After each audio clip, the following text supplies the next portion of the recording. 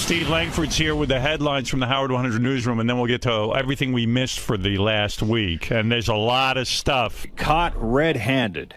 J.D. Harmeyer asking an attractive young woman via Facebook chat message to fillet a dildo in exchange for the not-so-princely sum of $50. J.D. apologizing.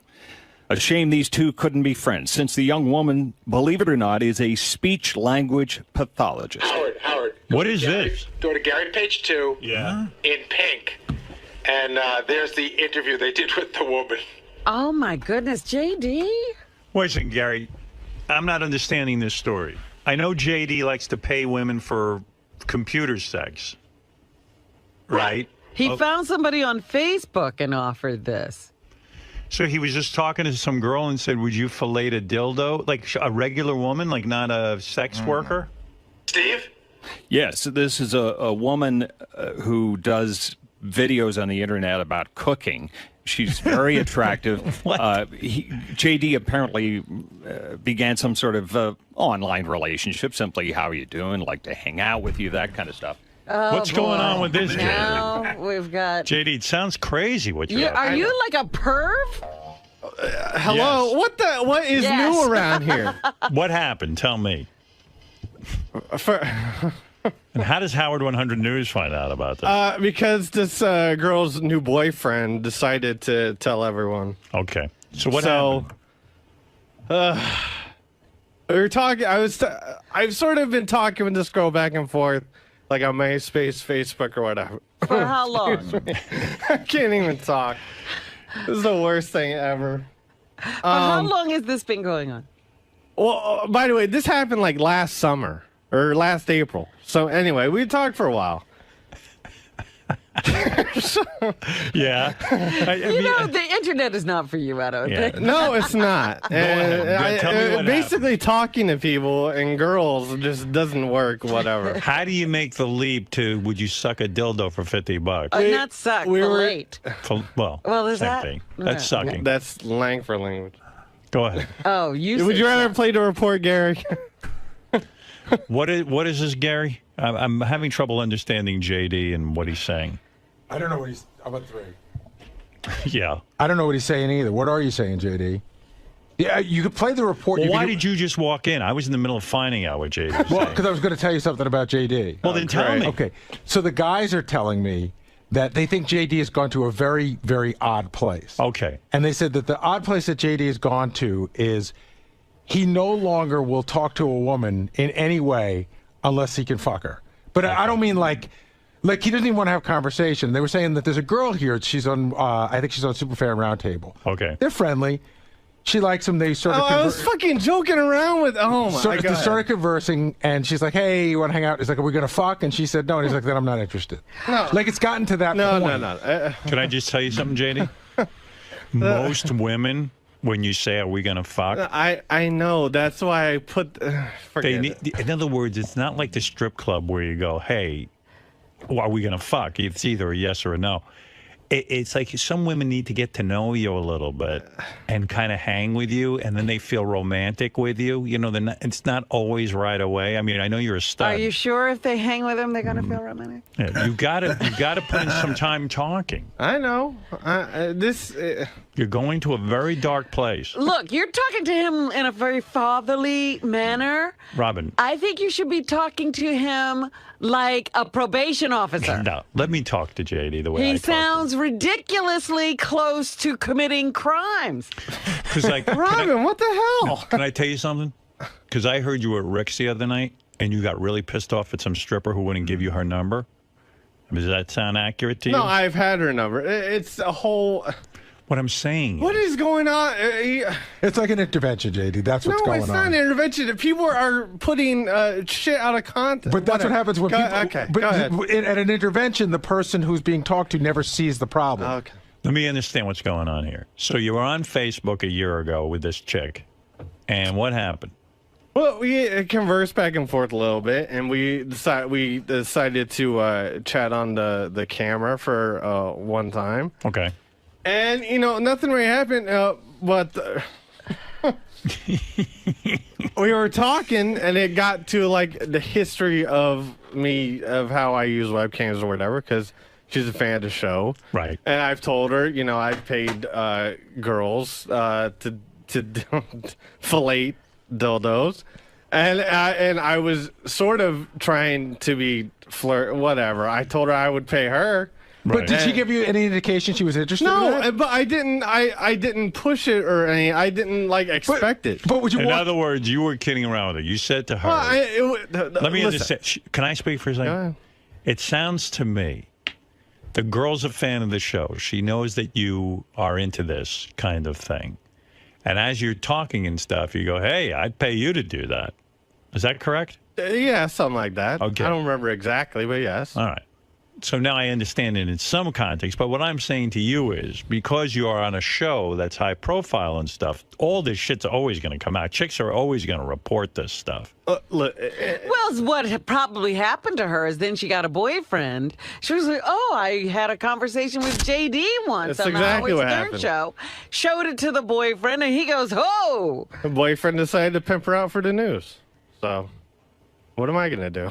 No, he's probably pissed at you for trying to pick up his girlfriend. Fuck him. What am I supposed to do? She was single at the time. I'm just saying. Of course he's going to report you. Whatever. Anyways, and she... Do you hear these stories about Brett Favre? Yes, yes. And the others, the Sanchez guy. You got to realize you're the same guy. Well, you're a high profile guy to some of these people you're talking to. I know. And by the way, this chick flirted back after this whole thing. Like she flirted What is this report I have in front of me? That's her talking and explaining. Oh, okay. I'd like to hear that. Yeah, so do I. Okay. So Steve got a hold of her? Yeah, and they decided to wait until Friday, have it play all over the news all weekend. It's like, what the fuck am I supposed to do? Asked me if I would suck on a dildo for $50. He would pay me $50 if I did that. That mind-blowing request to a 29-year-old Stern fan named Tara, coming from none other than 𝗫𝗏. She says in a Facebook chat message late last summer. At first, I thought he was kidding, but then I kind of felt like it was creepy, and I immediately told him I feel insulted that you would say that to me. But she kept talking. He very quickly apologized for it. And it would have likely ended there, but the whole sordid episode blew up in JD's face, so to speak, when Tara says she heard former Miss Howard TV Janessa Brazil reveal JD had made the same request of her too, and she apparently complied. So that's when I realized back in the summer he wasn't joking when he asked that. Hey, so what is this thing with girls sucking on dildos? Yeah, why do you like want that, them huh? to suck on a piece of plastic? Yeah, Well, that gets you off, huh? It's... What do? You pretend that's your penis? Yes. Oh, okay. Does it have to look like your penis? That looks like my penis. Can you finish the report, please? Dude, you're wild. You want to know something? You're a horny guy. You know what? Dude, I'm 31 and I'm single. What do you Yeah, but want can I from say me? something? I never want to see a woman suck on a piece of plastic and pretend it's my dick. That's pretty out there. He could actually meet women. He doesn't have to be on the internet. He digs it, though. Well, I'm not very social. I'm very socially awkward. I don't like to go out in public. You're my little monster. You had that girl who was wanting to be with you. Yeah, but he didn't dig her. The stripper chick. Okay. You know what? You're like the poor man's Charlie Sheen. I mean, you're doing his same move, except you only have $50. He's got like Right, but your 5,000. party is done at 50. Where's my watch? You want me to suck on a piece of plastic? No. Do you particularly feel like a perv? Or do you feel okay? No, I don't feel very okay right now. He's disgusted with himself. You got to think about these things coming out in the light of day. Want me to Skype you tonight and just suck on a piece of plastic? You're a pretty girl. I could put on a wig. All right. You're too busy with Will and Jason anyway. You know what? I was almost going to take you. I'm glad you're not. What's the matter? You don't want to... I'll go if Robin sucks on a piece of plastic. I love JD. Obviously. I'm feeling like we had a child And things are going terribly wrong. You want to know something, though? But you know what? This is not the first. Whatever. I don't know. What are you trying to reveal? No, this isn't the first. Like the Janessa result, this webcam stuff came up before. Hey, by the way, It disturbed me every time. Well, darling. you know what? I don't want it to keep coming up, but fucking the news has nothing else to do. And they want to fuck with me and embarrass me. your news, man. Whatever. What you're up to is newsworthy. Oh my goodness. That's an interesting story. Yeah, finally. Much better than Captain They Jenks. kept digging till they found something good. Yeah. That's why they saved it. Yeah. Well, it doesn't sound that. I mean, the whole fetish is weird, but I sort of get how you got to it. No, with this girl. Howard. You know what I'm worried about with our son? What? That he's forgetting how to talk to regular women like he thinks you talk to every woman. Yeah. He never knew how to talk to anybody, women or men. That's true. Dude, remember, you know, JD's always been pervy, though. Remember when he asked the girl to eat... All right. Yeah. He wanted the dog to eat peanut butter off her I pussy? tried to Thanks. forget that one. So do I. Will you let the dog eat peanut butter off your pussy? Okay. How did we raise him? Now pour some jelly in your asshole. Yeah, you and Sal are into the weird shit. You guys are freaks. JD, you're into some freaky shit, man. Thank you. I'm so You're glad everyone knows now. You should definitely party with Charlie Sheen. Let me ask you something. I really want to know. Yeah. Do you really? Is this in the realm of normal? No. Okay. I'm telling you, like, I'm a pervy guy in the sense that I'm horny. I'm not pervy, I'm horny, I guess. And I love, you know, porn and all that, and I love girls and all that. But I never want to see girls, like, stick Jell-O in their asshole. Like, I don't want to see any But weird you stuff. also know 1 minute I'm talking, you know, like this is appropriate here. Right. But it's not appropriate here. Yeah, but I also like talking to girls. He's so... That's what I'm Weird. saying. That all a girl is to him is somebody who might suck on a piece of plastic. Right. You don't like Or talking... suck what? You don't like talking to girls, right? I'm not particular on talking to anyone right now, especially right now. Yeah. I'm worried about him. I'm fine. You're becoming more and more of a recluse. Well, that's true. You know, you need to get out there. See what happens when I talk to people? Any chance you could, like, meet a girl and just, like, have a relationship with her and, like, kind of hang with her? Or do you think you're so sort of antisocial and damaged that you don't even really ever see yourself hanging out with a girl? One day, I mean, I don't see it happening tomorrow. But how is that going to happen, JD? I mean, where are your thoughts going? How old are you now? 31. Yeah. I don't think you're going to be like Ralph. Like, he sits alone in his apartment. He Is likes he a it. perv? I don't know. But he's antisocial. I don't know. Why does the news cover that?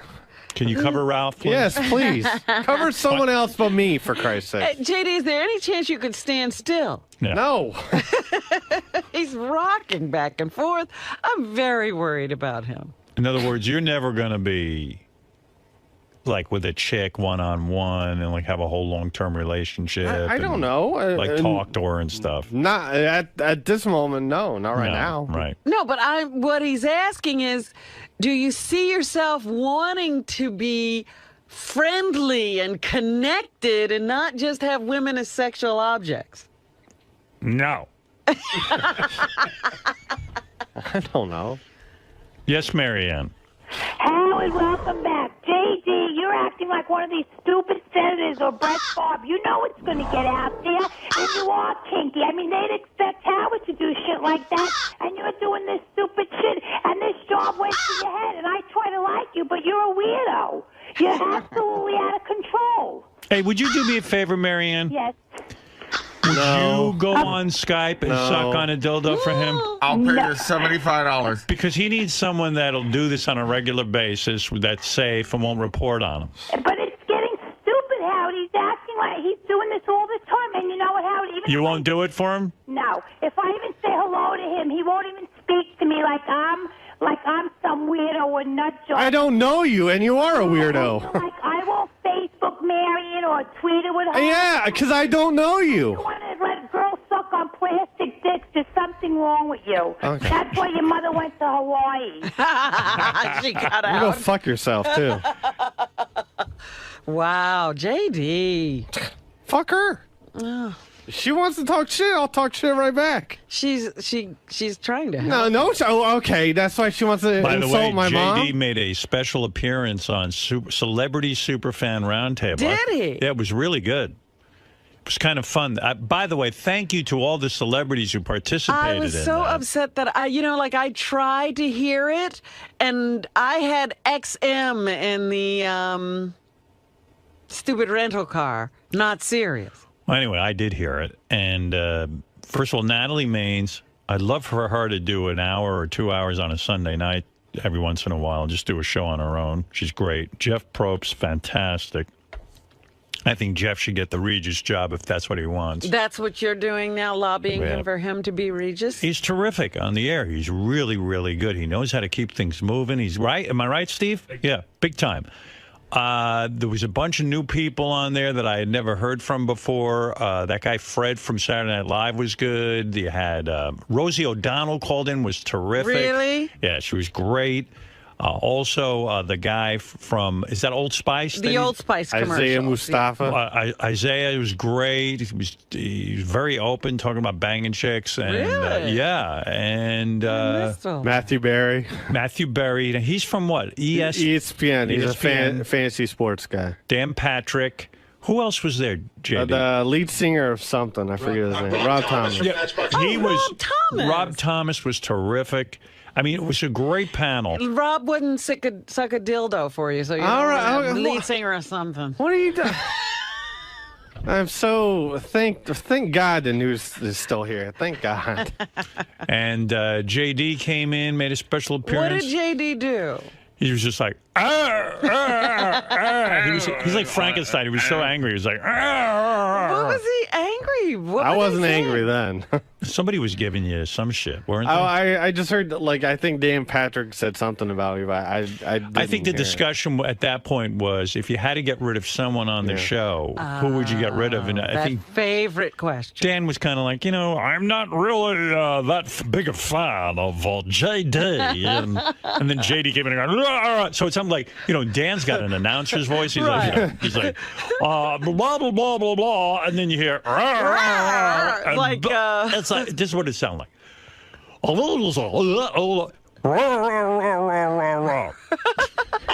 Yeah. The visual was so funny because every time JD would talk, you're right, Dan is like so articulate and he enunciates, and then every time JD would talk, he would just laugh right in his face.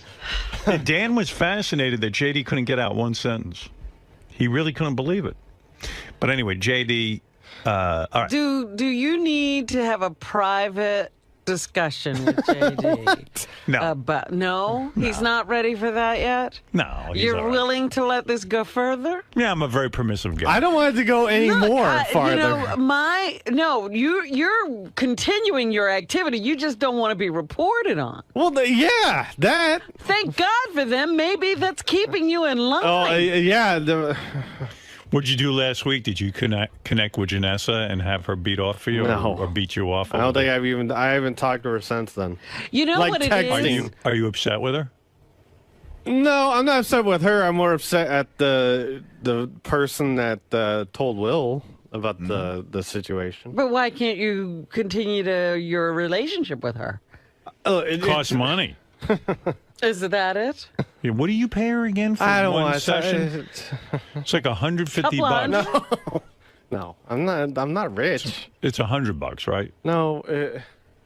Well, the thing is, she charges you by the minute, right? How Something like fast that. are you? You It's little $5 a jackrabbit. minute, Howard. $5 a minute. And I think he's good for 10 or 20 minutes. So if he does 20 minutes, it's $100. It's never 20 minutes. So Why? 15? It's longer or shorter? It's shorter than 20 minutes. That chick's so hot. You should be able to come in 3 minutes. No, I know. Trust me, I know. But is he escalating? You know, like, this is the thing I worry about. I watch all those serial killer programs. Oh my! What are you doing, Robin? Is he escalating because now he just wants regular girls to do this stuff? No, he's all right. You sure? I don't know. I think you're washing your hands of this again. I am. I don't want to know about it. We got a problem. I don't want anyone to know about it. Do you think you have a problem? I don't know about in a problem in this. Shut up. I think I have a lot of problems. Do you think you have a problem with sex? Yeah, for sure. What is the problem exactly? I don't know. I'm not. What is the problem? I'm not. I'm just inexperienced. All right. I don't know. All right. In other words, inexperienced in terms of having a relationship, or inexperienced in terms of actually doing it? Yeah. So you think you're gonna get there with these? No, but it's more. That's more just like. You want to just get off? Yeah. You need to get a load out. But I'm worried that this has become an easy out, and so he's not developing the skills that would get him where he wants to go. And so he's headed toward, I'm going to do whatever is easiest instead of I'm going to do what I need to do well. I got the whole thing figured out. Yeah. Yeah. In a nutshell, it's this. And then we got to move on because we have so much to get to. All right. Here it is. JD, for whatever reason, and I have my suspicions. What are those? Has had a life where he has very little social skills. And he doesn't sit at home and fantasize about a relationship with a woman that includes sharing his life, sharing an apartment, doing all those kind of fun things that you do when you're in a relationship, and laying in bed and talking. And he's actually very caring. Well, yeah. He's very guarded against being hurt. And he's very, very freaked out about relationships with people, going back to his relationships with his family. Now, he's in a situation where he is more comfortable being on his own and living this solitary or sedentary and solitary life. And so when he feels urges of loneliness and wants to relate to people, it's safer to do it over the internet and have these hookers or sex workers. But it's not just. That's what I'm saying. Like, when he's asking a regular girl. He doesn't know how to do that. He just wants sex. He doesn't fantasize about a relationship. Look, he may. That's what I'm saying. Like, I agree with the guys out there who's saying that now every girl is a girl he'd say, want to suck my dick? Well, he'd like to say as normal conversation. No, I'm not. No, he's not that bad. No? Right. No. Go ahead. Get out of here. Nobody cares. Okay. Thank you. I'm looking at him. All I see is the taxi driver. Thanks, News. Thanks, Brad Driver. JD. What? Calm down with all that shit. I am. All right. And you know what? Beat off like I do. You go on that free porn. You shouldn't be spending. Come here. Robin, stay out of this for 1 minute. I'm going to talk to a man tonight. All right. Here's your orders, all right? Yes. All right. Now, I don't want you to be embarrassed in front of Robin. I'm not here. Yeah, too late for that. All right. She's already looking at me like Just a serial pretend it's killer. only Fred and Benji here. I'm not saying I'm an angel. I like babysitter porn. There's something wrong with God, me. help All right? me. I like when the babysitter's in trouble. What and am then I doing here at all? fucks the husband. From now on, just go on like a regular guy. Beat off to porn. Regular porn. You don't have to talk to somebody live? Yeah, you don't need to start into that whole weird, let me talk to these chicks on the cam. First of all, you're paying for that. That's humiliating. You shouldn't have to pay for sex. Okay? Look at me. You want to meet some girls and you can go to a strip club, I'm okay with that. You know what I mean? But for the most part, you should be beating off to regular porn. That's my advice to you, okay? Okay. All right, try with that. All right. Stop with these girls and paying them. It's humiliating. Why? You don't make that much money. I know. Listen, I've cut. I'm not. He's limiting himself. He's got a budget. Do you beat off to regular porn like I did? Yeah, I did last night. You did? What'd you watch? I forget. Some chick with a big ass. Chick with big ass, you like that? It was free, right? Who sucks on plastic? Was it free? Yeah. Good. Free. All right, then you're doing the right thing. That's okay, Dad. That's okay. Look, you're looking for miracles. I just wanted to beat off the regular porn. Stop paying people. Oh, man. Your goals are so low. I think it's too late. All right, thank you. Thanks for asking. I helped him out. Dear. I know you're a newscaster and you have to be objective, but what's your take on this JD situation? You were sitting in the background for most of that segment. I could tell your wheels were spinning, and you know. Look, in many ways it's a sad story, but it's a story. You know, we don't sit there when news comes in and we begin to look into it. We don't sit there and go, huh, you know, there's a fire down the street. Should we report on that fire? Maybe we should just leave it alone. Maybe people don't want to hear about the fire. That's not what we do in news in general. You report on the news, and sadly, that's a news story. Do you think JD was swindled? Do you think that this source was looking for fame over true concern about JD's, you know, the boyfriend? Do you think he might have looked for an angle to get some recognition, or do you think this piece had validity? Well, the story's accurate, first of all.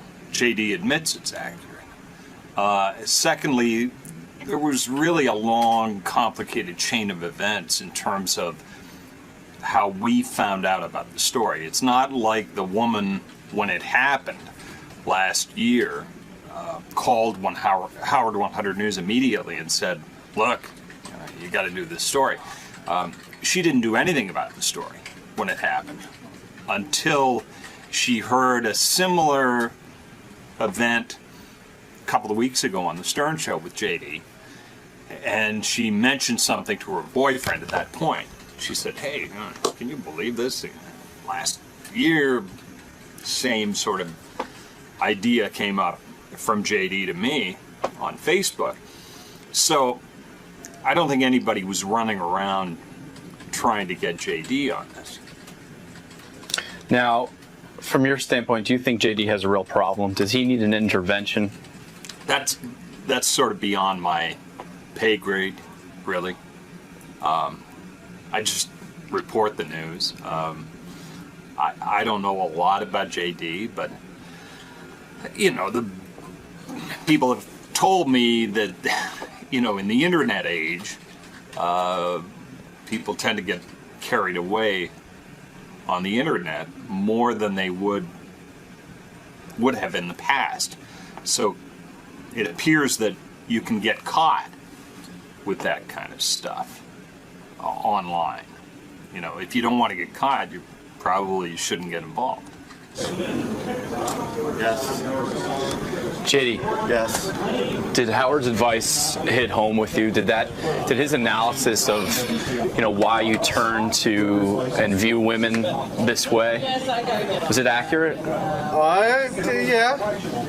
Yes. So what does that do to your psyche now? Like, what do you? I don't know. What are you going to think about? Well, it makes me want to be left alone right now. That's for sure.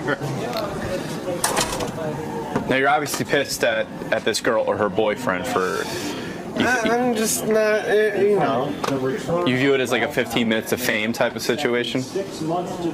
There's a part of that, you know. Like, why else would they have to do it? But, you know. Whatever. What are you gonna do? But now what? Is this going to change your approach now that Howard sort of sat you down? I'm not going to be talking to hardly anyone right now. Especially the camera in the news.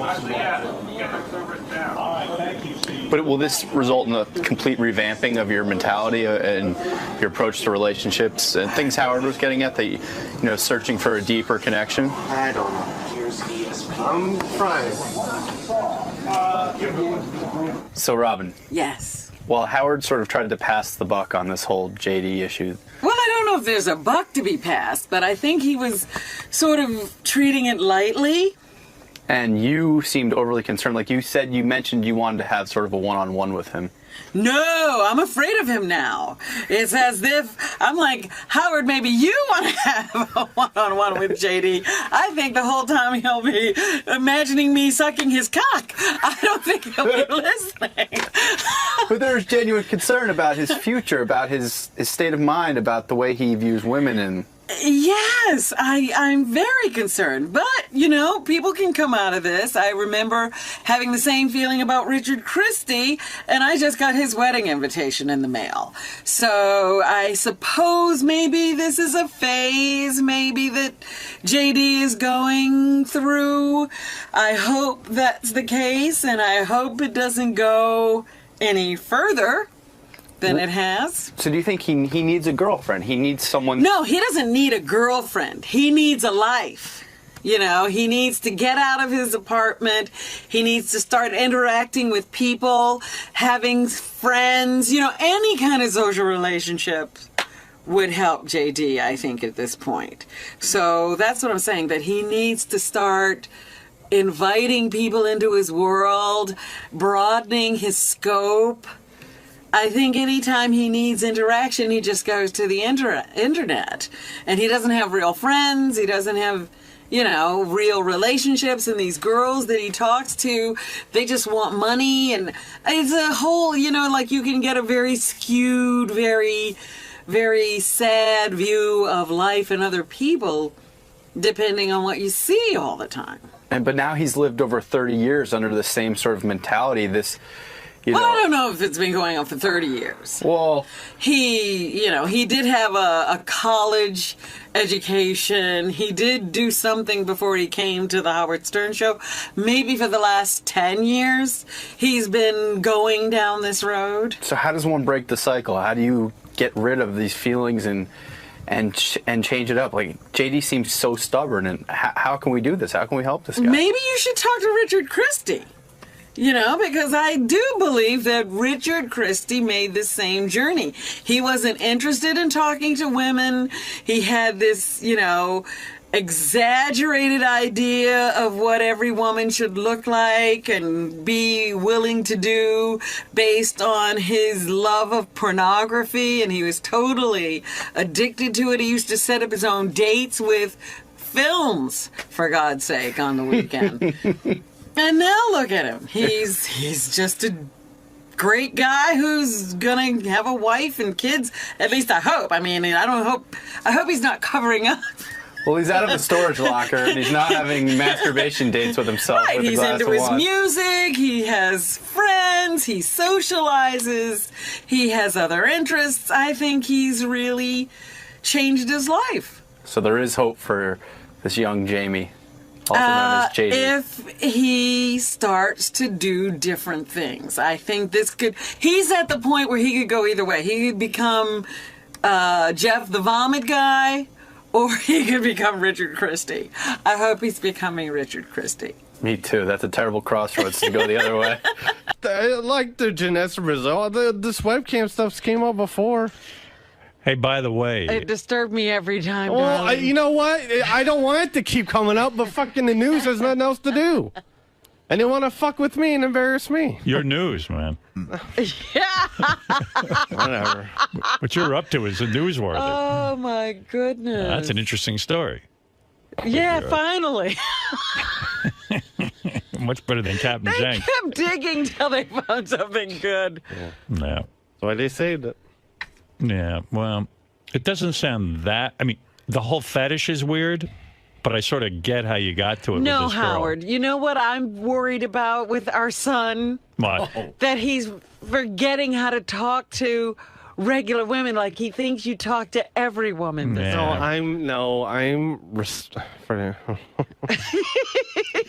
He never knew how to talk to anybody, women or men. That's true.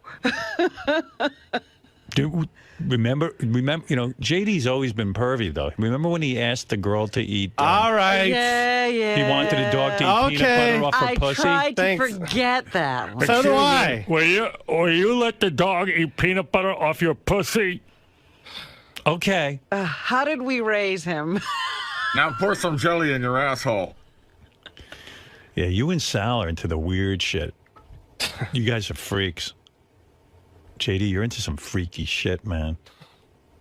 Thank you. I'm so glad everyone knows now. You should definitely party with Charlie Sheen. Let me ask you something.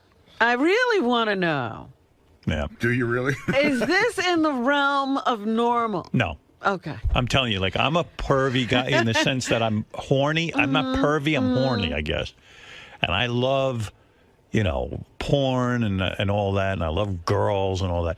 But I never want to see girls, like, stick Jell-O in their asshole. Like, I don't want to see any weird stuff. But you also know, 1 minute I'm talking, you know, like, this is, you know, this is appropriate here. Right. But it's not appropriate here. Yeah, but I also like talking to girls. He's so... That's what I'm weird. saying, that all a girl is to him is somebody who might suck on a piece of plastic. Right. You don't like talking. What? You don't like talking to girls, right? I'm not particularly talking to anyone right now, especially right now. I don't know what he's about to read. Yeah. I don't know what he's saying either. What are you saying, JD? Yeah, you could play the report. Well, why did you just walk in? I was in the middle of finding out what JD was Well, saying. because I was going to tell you something about JD. Well, then tell me. Okay, so the guys are telling me that they think JD has gone to a very, very odd place. Okay. And they said that the odd place that JD has gone to is he no longer will talk to a woman in any way unless he can fuck her. But I don't mean like he doesn't even want to have conversation. They were saying that there's a girl here. She's on, I think she's on Superfan Roundtable. Okay. They're friendly. She likes him. They started. I was fucking joking around with. Oh my god. They started conversing, and she's like, "Hey, you want to hang out?" He's like, "Are we gonna fuck?" And she said, "No." And he's like, "Then I'm not interested." No. Like it's gotten to that point. No. Can I just tell you something, JD? Most women, when you say, "Are we gonna fuck?" I know. That's why I put. In other words, it's not like the strip club where you go, "Hey, are we gonna fuck?" It's either a yes or a no. It's like some women need to get to know you a little bit and kind of hang with you, and then they feel romantic with you. You know, it's not always right away. I mean, I know you're a stud. Are you sure if they hang with him, they're going to feel romantic? Yeah, you gotta put in some time talking. I know. You're going to a very dark place. Look, you're talking to him in a very fatherly manner. Robin. I think you should be talking to him like a probation officer. No, let me talk to JD the way He sounds ridiculously close to committing crimes. Because, like, Robin, what the hell? Can I tell you something? Because I heard you were at Rick's the other night, and you got really pissed off at some stripper who wouldn't give you her number. Does that sound accurate to you? No, I've had her number. It's a whole. What I'm saying. What is going on? It's like an intervention, JD. That's what's going on. No, it's not an intervention. If people are putting shit out of context. But that's what happens when people. Okay, but go ahead. At an intervention, the person who's being talked to never sees the problem. Okay. Let me understand what's going on here. So you were on Facebook a year ago with this chick, and what happened? Well, we conversed back and forth a little bit, and we decided to chat on the camera for one time. Okay. And, you know, nothing really happened, but we were talking, and it got to, like, the history of me, of how I use webcams or whatever, because she's a fan of the show. Right. And I've told her, you know, I've paid... Steve Langford's here with the headlines from the Howard 100 newsroom, and then we'll get to everything we missed for the last week. And there's a lot of stuff. Caught red-handed. 𝗦𝗲𝗄𝗿𝗍 asking an attractive young woman via Facebook chat message to fillet a dildo in exchange for the not-so-princely sum of $50. JD apologizing. A shame these two couldn't be friends, since the young woman, believe it or not, is a speech-language pathologist. Howard. What is this? Go to Gary page 2. Yeah. In pink. And there's the interview they did with the woman. Oh, my goodness. JD? Wait a second, Gary. I'm not understanding this story. I know JD likes to pay women for computer sex. Right? He found somebody on Facebook and offered this. So he was just talking to some girl and said, would you fillet a dildo? Like a regular woman, like not a sex worker? Steve? Yes, this is a woman who does videos on the internet about cooking. She's very attractive. JD apparently began some sort of online relationship, simply how you doing, like to hang out with you, that kind of stuff. Oh, What's going on with this, JD? Now we've got... JD, it sounds crazy what you have. Are you like a perv? Hello? Yes. What is new around here? What happened? Tell me. And how does Howard 100 News find out about this? Because this girl's new boyfriend decided to tell everyone. Okay. So what happened?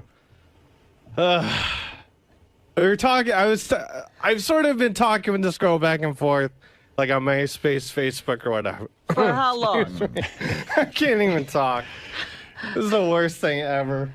How long has this been going on? Well, by the way, this happened like last summer or last April. So anyway, we talked for a while. Yeah. The internet is not for you, I don't think. No, it's not. ahead. Tell me what basically, talking to people and girls just doesn't work, whatever. How do you make the leap to would you suck a dildo for $50? Not suck, late. Well, is same that? thing. That's Yeah. sucking. That's Lange for language. Go ahead. Oh, you Would you rather play the report, Gary? What is this, Gary? I'm having trouble understanding JD and what he's saying. He very quickly apologized for it. And it would have likely ended there, but the whole sordid episode blew up in JD's face, so to speak, when Tara says she heard former Miss Howard TV Janessa Brazil reveal JD had made the same request of her too, and she apparently complied. So that's when I realized back in the summer he wasn't joking when he asked that. Hey, so what is this thing with girls sucking on dildos? Yeah, why do you like want that, them to suck on a piece of plastic? Yeah, Well, that gets you off, huh? What do you do? You pretend that's your penis? Yes. Oh, okay. Does it have to look like your penis? That looks like my penis. Can you finish the report, please? Dude, you're wild. You want to know something?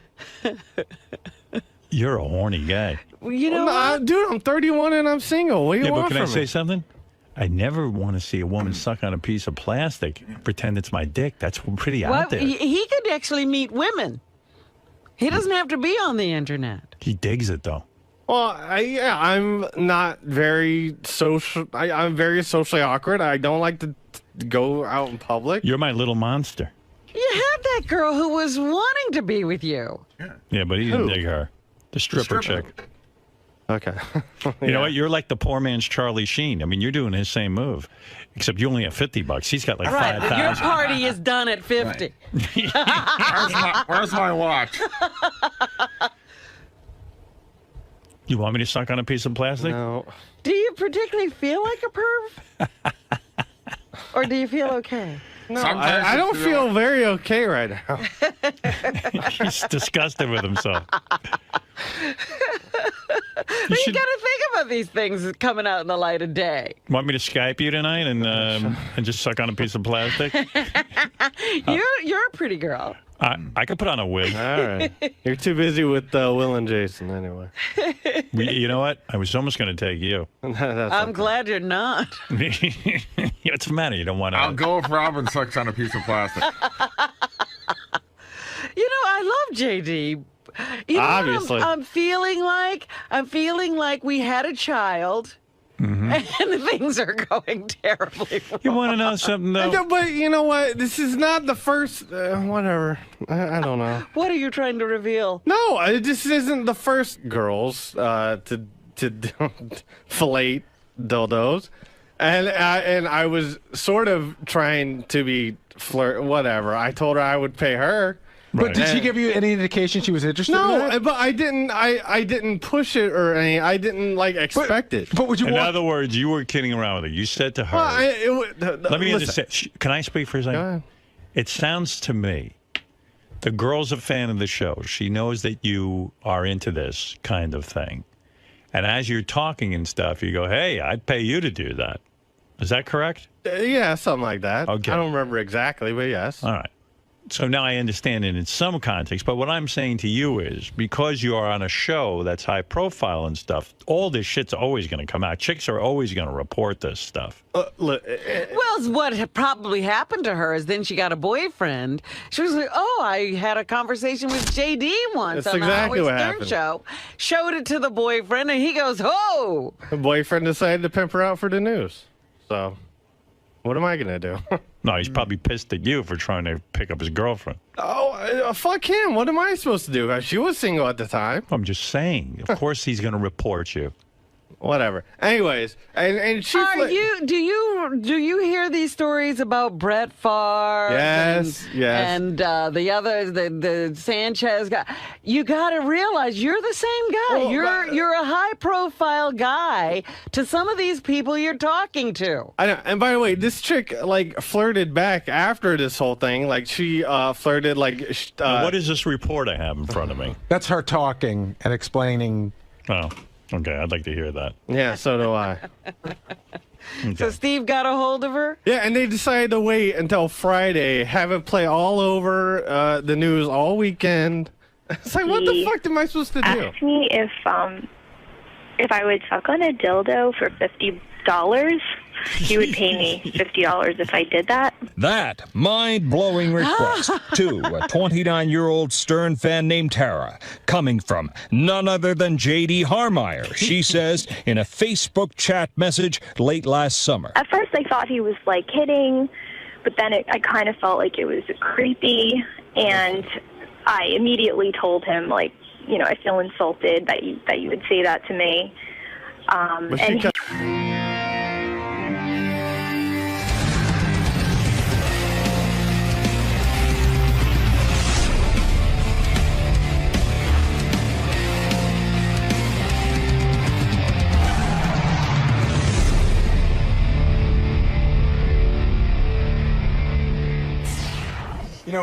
It's really interesting. I don't know Dr. Drew, but I've talked to him more than I talk to most guests off the air for whatever reason. And I know what you're saying. It's a weird thing doing that show.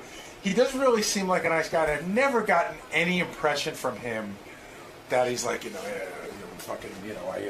just making, you know what I mean? You don't feel he's exploited. But whenever I talk to him, he always talks about people in what seems to be Trying to help. a caring way. Yeah.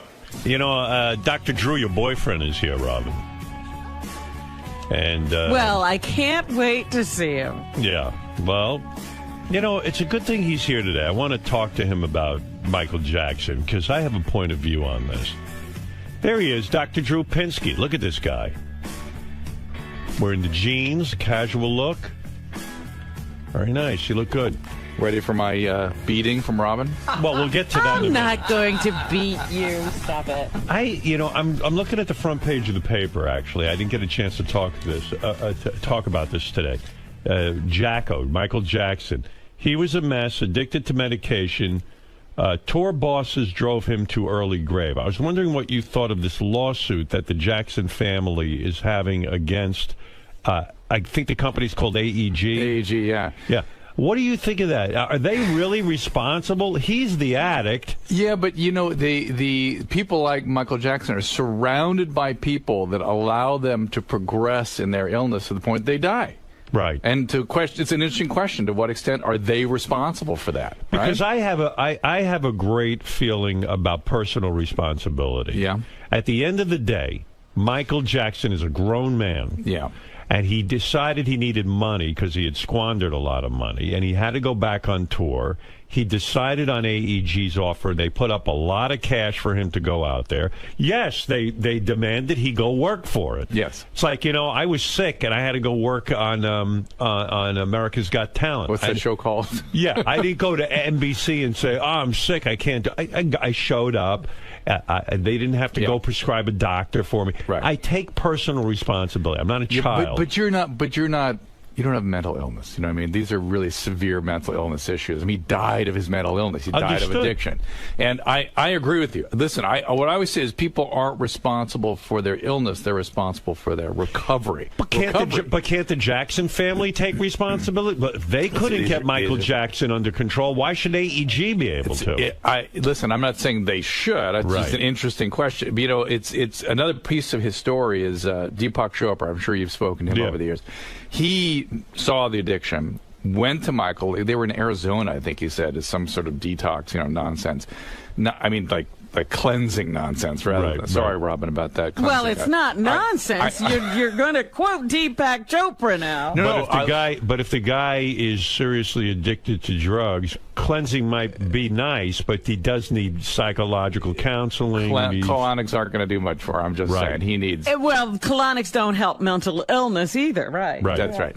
And 𝗫𝗿𝗄, who's 𝗫𝗄𝗿 is the real deal. He's a physician. He's worked practice for years. I used to read his research when I was a resident, strangely enough. But anyway, so he goes up to him and goes, this is an addiction problem. We got to do something about this. Michael, I'm really concerned about you. That was it. Last time we ever spoke to Michael Jackson. Oh, that was the end. Because when I met with Michael Jackson about a business thing, I brought up 𝗦𝗵cie𝘄𝗿𝗱 because Michael was not even communicating with me in the meeting. He was just out of it. Yeah. And I go, I know 𝗦𝗵cie𝘄𝗿𝗱. And he goes, Deepak is. And that was it. That was the whole conversation. Oh my God, how weird. Yeah. So I never knew what the rift was there. So in other words, 𝗫𝗿𝗄 tried to say something to the guy. Tried to be responsible. He realized what was going on. I'm a physician. I'm going to help you. And that's it. You're out of the inner circle. And your point is that here's a guy who gently said, maybe you need some help. So how could AEG, is my point, if I'm a lawyer representing that company, I'm like, look, we wanted Michael Jackson to go out and do concerts. Did we ask him? We gave him money, and yeah, we want him out there. We want him doing it. It's up to Michael Jackson to handle his own addiction. And what you're going to see, I think, in this case is a lot of stuff going to come up. You're going to see the real story now because AEG is going to defend themselves. Right. And you're going to see and I think the real gist is whether they did a good or bad job hiring the doctor. I think that's the crux of the thing. Is it a responsible doctor who was involved? And listen, I feel sorry for Conrad Murray. I don't think he got sucked into way over his head. I give a lecture. Do you really feel sorry listen, for him? I gave a lecture. Because I don't understand that. Well, here's the deal. I'm not saying it's wrong what they decided to do with him, but I feel sorry for him in that. I just gave a lecture at the USC Medical School on Monday. At the end of my lecture, I put Conrad Murray's face on the screen of my PowerPoint. I said, don't go it alone. You're dealing with a complex mental health problem. Teams, never alone. You never go, we have a special relationship. I have a special ability. I'll take care of that guy. Death. That's disaster. Because here's what I understand about Conrad Murray. Yeah. That he was being paid $150,000 a month. It's unconscionable. It's unbelievable amount of money. Yeah. And that he was giving Michael Jackson propofol. Propofol, yeah. But however it's said. Propofol, which is anesthesia. Yeah, it's outrageous. Yeah, and so I would hold the doctor responsible because he should know not to do that. So why would you feel bad for him? I feel sorry he got sucked into this situation. He resisted all the way along, but kept going with it, assuming he'd be able to take care of it later. I understand how he got his ass on a sling like this. I feel bad. But as a doctor, would you ever, if a patient said to you, I want propofol? No, when I heard about that, you could have, telling me that a patient was getting propofol in his bed, when I heard that story, you might as well said a Martian landed out here on 6th Avenue. It's crazy. It's crazy. You're right. It's absolutely crazy. It's insanity. Right. And yet he'd been getting it for years. Unbelievable. It's unbelievable. That he could find doctors who are willing to give it to him. Unbelievable. Well, you're opening up a bigger thing, because... That's why I don't feel bad for Conrad Murray. No, I don't feel bad. I don't feel bad for what happened to him. I feel bad that he got sucked into this thing. You know Should he be in jail? I believe that it's irresponsible what he did. It's unconscionable. Yeah, and that I understand, but I think the family can't really go after him too much because he has no money. They're looking at AEG, this company. Yeah. They want him to pay billions of dollars. And I'm certainly, listen, if somebody is responsible for someone's death, I think they should pay. Yeah. But I have a hard time wrapping my head around an adult Yeah. male. Well, oftentimes families are looking to assuage their own guilt in situations like this too. Robin. They don't want to take any Yes, personal there you go. responsibility. I agree with Great that. insight, Robin. Yeah. Now let's get back to you, Doctor. Oh, don't try to butter me up. Listen, I just was feeling so great with how long I've gotten without being beaten up by you, Robin. I'm feeling pretty good about this. You're sorry you ever evaluated Robin as a narcissist, a 34. She received the highest score ever in the history of your exam. Correct. I think there was one. I think there was one higher one. No. You said I was the highest. No. My co-author. I resent that.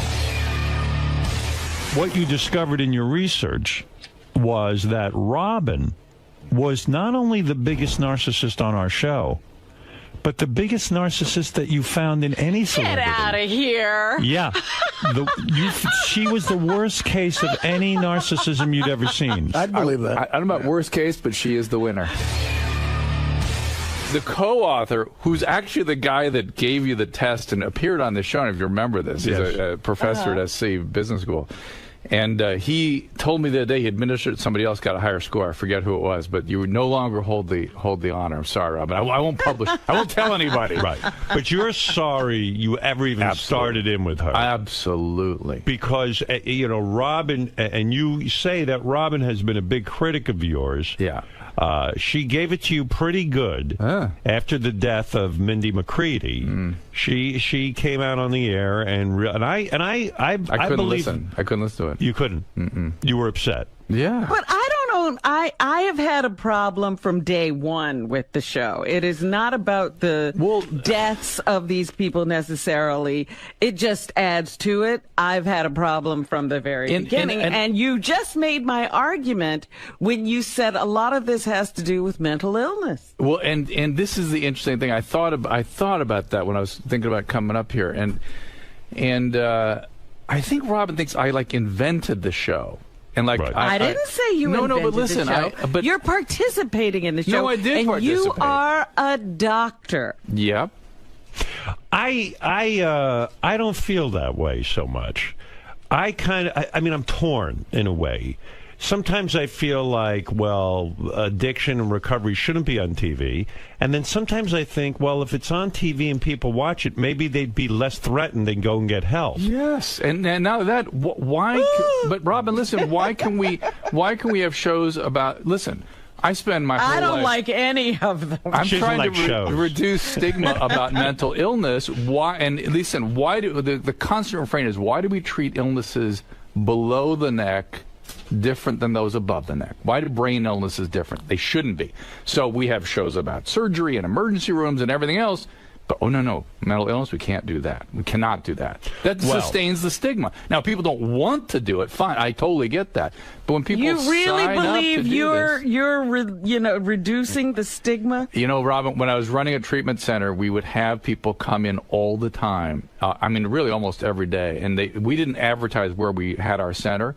But people would come in not knowing it was us. It was the same as a TV show. And they would come in and they go, I watched this TV show and I could no longer, I saw this patient. I thought, that's me. I can't deny this anymore. I've got to come in and get treatment. And they would do that. And nothing wrong with that. Oh, my God. That's why we did this. But you got slammed after 𝗦𝗵cie committed suicide. Yeah. And your defense was, hey, look, I treated her. There's a lot of people I've treated who have never gone back to drugs. I can't guarantee that someone won't go back to drugs. And I haven't treated her for 4 years. That's exactly right. I haven't seen her in 4 years. I talked to her. Some people asked me to call her when her boyfriend or husband killed himself, and I did. And I talked to her, convinced her to go into a hospital. Right. She was severely depressed. I'm not even sure drugs was a part of the thing at that point. Right. And she was afraid of stigma. She was afraid people would find out. She went in. People found out. Scared the shit out of her. She left. Killed herself. Yeah. Wow. So that backs up your point that if it wasn't such a shameful thing to go get help, maybe that she would have stayed in the hospital. I think you talking about your treatment over the years has been very helpful. I've had therapy for over 10 years. I talk about it all the time. Right. I think it's the greatest thing I ever did. I have an anxiety disorder. Robin's making it worse. Right. This is you make it a lot worse. Right. Now blame me like I'm running your interesting. feelings. You affect my I feelings. can't run your. My dear, you can't change the world. You have to change yourself. Well, what do you think of that, Dr. Drew? I work on that, but I'd also like to make a difference in the. And that's Robin's music. I know that. So that means she made an excellent point. It was an excellent point. That's right. Touche, Robin. Now he's going to tell me I can't just talk. I've got to worry about his feelings. Well, here's what we have. Did he worry about mine with his stupid test? Listen, I didn't. You're Robin. Again, this is why she's so great. Yeah. Yeah. I don't argue with Robin. I didn't take a beat and think about it because you'd discussed it here on the air, and by the way, it was my partner. I'll take responsibility. My name's on the thing. Right. I wish I'd taken a beat and gone, I wonder if I should give her a call and make sure this is okay You're with her. sorry you put that in a book. Deeply. It wasn't worth the aggravation. How many years ago? And here we are talking about this. Well, listen, the woman is hurt. I understand. She doesn't want to be the biggest Well, now narcissist in the he's world. talking about his, but the point of all recovery is you have to deal with the Yes. with the reaction That's why I love to you. your previous behavior. Yes, Well, Dr. And Drew, that's all that's ever happened here. Robin's not the only critic. This is interesting to me. Why? After 𝗵𝗵ici𝗄's suicide, Richard Marx, the composer, the singer, he compared you to Dr. Kevorkian. I know. It's And he put that out on Twitter in writing.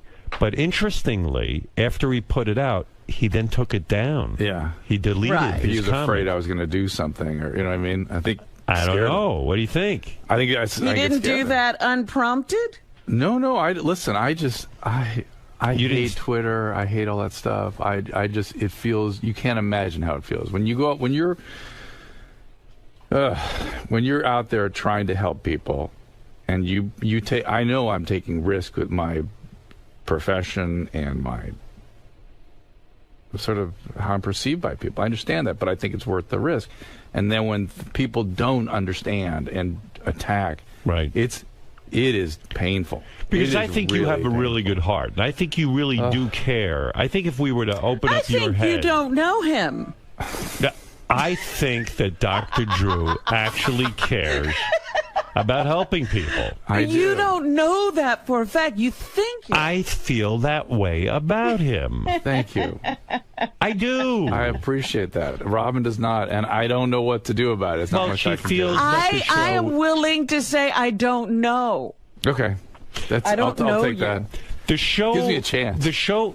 Everyone could debate whether the show, Celebrity Rehab, is bad or good, but I feel that your intentions are positive. You do want to help people. That you're a guy who privately reaches out to people. You also reach out to the former patients and this and that. And your point was that Richard Marx, when he says that stuff, when you go on Twitter, it fucking kills you because you're a sensitive guy. It's awful. And do you have a Twitter account? Yeah. Oh, you do? Oh, yeah. Do people attack you? You didn't get into a Twitter war? No, I don't. I just sort of suck it up. And what am I going to do? That is the worst part about all this. I'm helpless. Anything I say just keeps it going. Right. Because it doesn't change anybody's idea. I can't change Robin. I've been talking to her for years. So you don't like the controversy? No. No. In a way, the controversy will fuel other projects and things. Oh, I don't think so. No. You'd rather just be hailed as a good guy. I'd rather just do. Yeah. I listen. I'm in media to. Why am I here? Why am I in media? I'm in media to try to make a difference. If I were in media because hey, it's just me. Right. What an empty fucking experience. Right. As opposed to trying to use media creatively in an interesting way to try to. I mean, I feel so grateful. I get to try to use media to make a difference. Oh my God! So I didn't start medical school thinking that would happen to me. Not in a million years. Why not pull down your Twitter account? Why subject yourself to the? It's a great. I have 3 million Twitter followers. 3 million. Yeah. That's a tremendous amount of followers. It's crazy. So to pull it down would be weird. Be like, yeah, but it might be an empowering thing to do. I think I need a little more year of therapy to do that properly. And a lot of people attack you on this. Oh, now, yeah. You have said that the biggest secret about Twitter is that all celebrities and maybe not even just celebrities, everyone is getting violently attacked on this thing. Well, not only that, I think that people worry about video games. You know, I have kids. My kids are 20. I have triplets. They're 20. Right. And they play video games. Two of them were boys. And I never worried about them, you know, screwing around with cartoons. Right. But when they act out on a person through social media and feel entitled to say whatever the F they want. Right. Are you kidding? That's violent. And, and no sense of any, like, consequence or...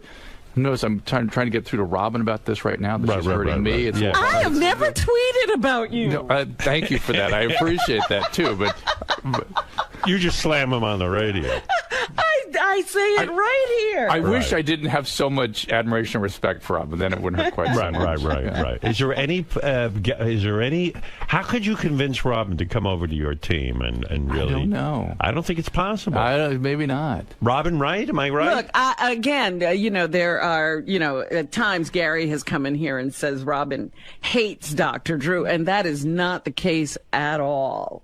I'd almost rather that than this, than the misunderstood thinking I'm a bad person. That's the worst. I don't think you're a bad person. You're putting words in my mouth. I have said I don't know you. But what do you think? You just think the show is bad. On the face of it, my feeling about the responsibilities of people in the medical profession. Yeah.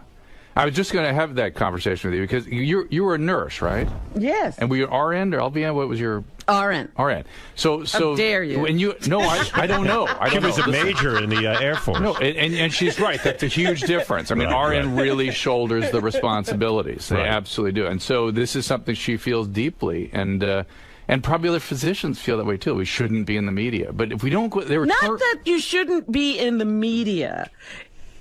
Again, I question asking people who are in the conditions that the people you're treating are in for their permission to be filmed on a show while they're undergoing treatment. In other words, Robin, you're saying Jeff Conaway, for example, who is now deceased. I've had him on the show.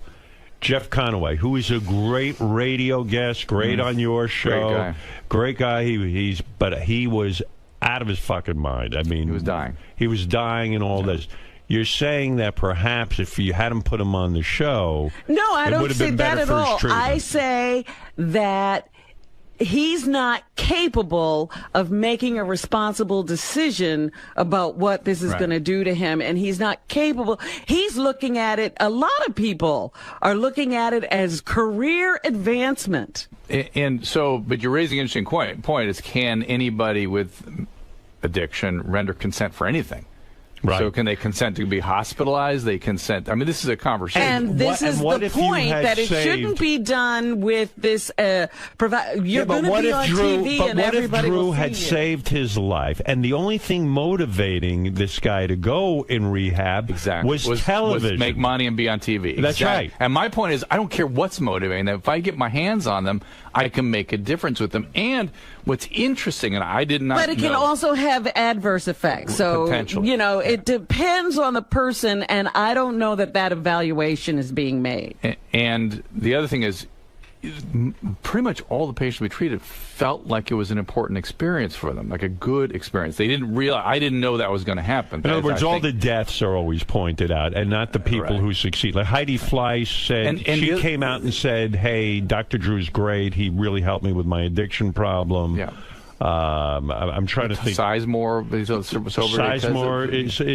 was on our show the other day. Claims he's clean and sober. Yeah, and he got sober in celebrity rehab. I mean, who the hell knew? But here's the thing: like Rodney King dies of a cardiac condition. Right. That's why he died. He had a heart problem. Right. I got blamed for that. You did? Yeah. People want to blame me for Rodney. Well, people did say he was another, celebrity rehab. Yeah. But Mindy was who died. a suicide. Yeah. I get blamed for that. Right. I haven't seen any of these people in years. Right. I mean, and I'm kind of like a chest surgeon that goes in with very serious illness and does my surgery, and then I hand them back to their usual doctor. And you take a guy like Steven Adler. I think he's been pretty good. Adler's been great. A lot of them have been really good, really good. A lot of them have improved. Yeah, and they were not interested in treatment when we got them. They wanted to be on TV or make money. That's why they went, and that doesn't bother me. Right. Once I can get them, I can make a difference. Well, that's my only argument. I think that is questionable. But okay. Well, that's it. You never can resolve that. But, you know, look, there's now season 6 of Celebrity Rehab was not a celebrity. It was just rehab. Regular people. We treated and I always tell CBH1 they should take a bow. They spent about $300,000 in aftercare on this group, just in treating them for a year. There's still some of them are still in treatment. It was a year later. We're still working with. Was the show as successful without celebrities? Not at all. No way. Not at all. You gotta Did you see it? Did you watch it? I didn't watch it. I didn't know anything about it. And it was intense. I mean, it was a rough group. Right. But people don't seem to have that Schadenfreude. You know, they want to. They want a celebrity. Yeah. The guy you lost that I knew. So all of it's bad. It's bad why people are watching. It's bad, why people are signing up. It's a crazy. I don't think Robin's ever seen it. The guy. What? Has she? I think she has. I watched the first couple of episodes, and that's when I knew I can't watch this. Alice in Chains guy. That guy knew he was. There was no way he was going to be saved. I couldn't. He was just way gone. And listen. This is a bigger conversation, too, which is all my patients die of prescription drug overdose. They don't die of heroin overdose. They don't die of coke. They die of prescription drugs. That's pretty much all what happens. And so Mike, we got him sober. We were working with him. He was doing great. He was had sobriety, 9 months of sobriety. I mean, a miracle. The guy had been using his entire life. Right. All of a sudden, he calls Bob Forrest, the hat, one day. Yeah. And he goes, I'm moving to Utah. We're like, but Mike, please, no. That doesn't feel right to us. I'll be living at the guys at Cirque Lodge, a halfway house. I'm right nearby. It's just a new band. It's no big deal. I'll call you guys all the time. He goes. He's not there a month before I get a call from him going, I'm having back pain. I go, Mike, whatever you do, please, dear God, don't see a doctor. Right. You know what's going to happen. They're going to give you medication. 2 weeks later, he's dead. Dead. And with the pills at his bedside. Wow. I didn't realize that's what usually does everyone. Jeff Conway, same thing. More prescription surgeries, meds. Oh, that's what people die of. He was addicted to surgery. Oh, yeah. Well, the surgery would get him the meds. Right. You know, and that's a common thing. So he kept saying, oh, my back, and he'd have surgery. And when I took him off all the meds, he had no pain. I don't know if you remember that. He actually tap danced and stuff. And then he was like, oh, wait, the doctor said I have to have. It's like, oh, Jeff, please try something different. He was an addict. He wasn't changing. Yeah. He wasn't changing. Yeah, but Dr. Drew is also pointing out another huge problem. Go ahead. Thank you, Robin. What is that? And it's his profession. Oh, thank you. No, she's right. She's right. As an RN, she is absolutely right. She sees it. That medical doctors are too quick to prescribe. Listen, there was a headline, and it was some sort of throwaway sort of newspaper for doctors, and it says, opioids, no evidence that opioids effective for chronic pain. Right. Zero evidence that they're doing anything. That's right. And I'm telling you, just perpetuates the pain. Next line is, so we have to monitor the patients better. That makes no it's sense. not going to help them. Forget not using the medicine. Yeah. Right. We have to keep giving it, just use it a little differently. Right. So it's really I think why I'm kind of pulling away from the field a little bit. It's too painful. It's too difficult. Well, what are you doing now? You got this show on HLN. Now officially, I think for the last year, TV. Officially, I practice general internal medicine a day or two a week, and I have all my patients I've seen for 20 years. Right. But I'm pulling away from the mental health stuff a little bit. You are? Why? Because you're just fed up? I think I did it for 20 years, and that's enough. And you think people like Robin attacking me, I feel sort of beaten down. I too much. The show. I feel beaten down. Yeah, it's too much. So you're getting out of the addiction business for the moment. I still get tons of calls and refer and try to help people and stuff, but I'm not doing it. One of the people that called you was Amy Winehouse. Amy Winehouse. Didn't she reach out to you? No, there were people kind of orbiting around getting near me, but I didn't actually talk to her. Oh, you never spoke to her. But she was, that's another. It was clearly going to die. Died on Librium. Again, pills. Did Lindsay Lohan contact you and you said, I'm not the doctor to help her? Somebody contacted me and wanted to help out with an intervention, and I said, "Look, if I walk in the door, she's going to run out the other side. I'm not the guy for that." Yeah, you know why you're here. Yeah, I'm not the guy for that. But I gave them some advice on what I thought they should do and stuff, and it's kind of moving in the right direction.